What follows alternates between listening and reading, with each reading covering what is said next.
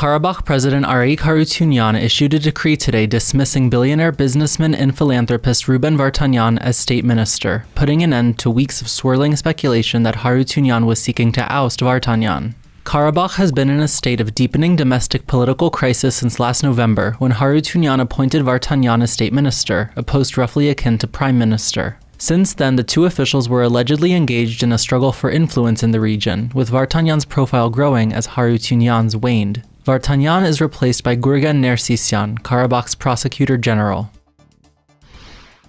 U.S. State Department spokesperson Ned Price said at a press briefing yesterday that negotiating teams from Armenia and Azerbaijan may hold another round of talks in Brussels with European Council President Charles Michel, quote, in the coming days. He did not specify the level of the possible negotiations. Armenia, Azerbaijan, and the European Union have not commented publicly on the remarks. The latest round of Armenia-Azerbaijan talks took place over the weekend in Munich, where U.S. Secretary of State Antony Blinken convened a meeting with the two countries' leaders.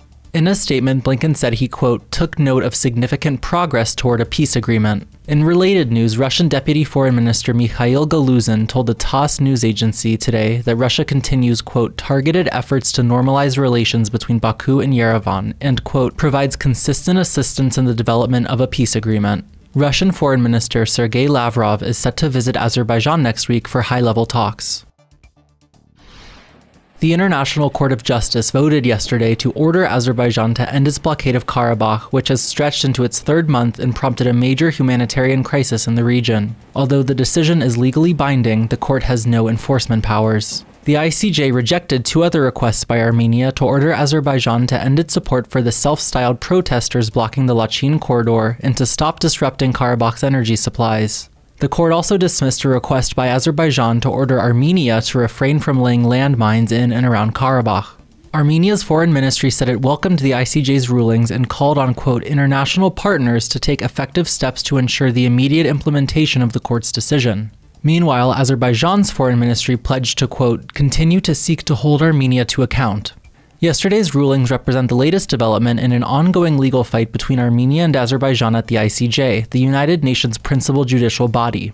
Armenia initiated proceedings against Azerbaijan at the court 2 years ago, alleging violations of a racial discrimination prevention treaty. Azerbaijan then filed a countersuit against Armenia under the same treaty. The cases remain ongoing. Russia's defense ministry has confirmed that 3 ceasefire violations took place yesterday in Karabakh's Martakert and Shushi regions, but did not lay responsibility for the incidents on either side. In their daily bulletin, Russia's peacekeepers in Karabakh said a joint investigation into the incidents with both sides is ongoing. There were no injuries.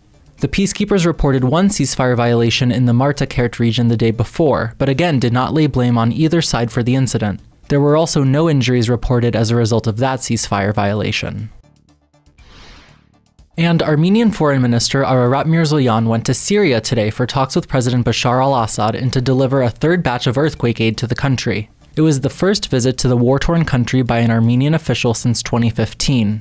The humanitarian assistance delivered today takes the total amount of aid Armenia has sent to Syria since this month's devastating earthquake to nearly 90 tons. Armenia also sent search and rescue teams to both Syria and Turkey in the immediate aftermath of the catastrophe. The death toll in both countries is now approaching 50,000 people.